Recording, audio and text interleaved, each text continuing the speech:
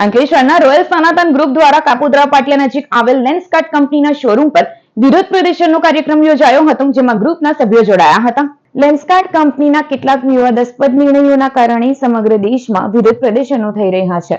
ત્યારે અંકલેશ્વરમાં રોયલ સનાતન ગ્રુપ દ્વારા પણ કાપોદ્રા પાટિયા નજીક આવેલ લેન્સકાર્ટ કંપનીના શોરૂમ પર વિરોધ પ્રદર્શન યોજાયું હતું.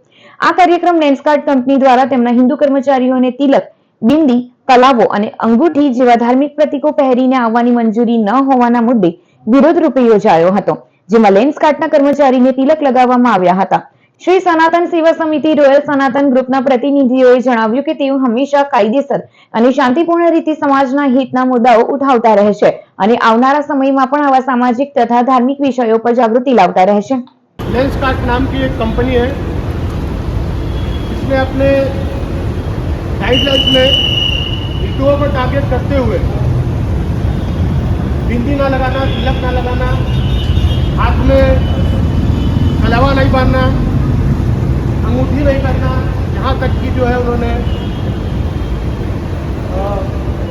अपने आदेश दिए कि ये सब नहीं लगाना है.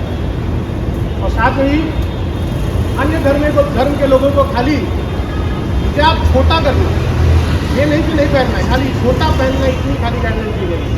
तो ये सरासर और सीधे हिंदू धर्म को टारगेट किया जा रहा है.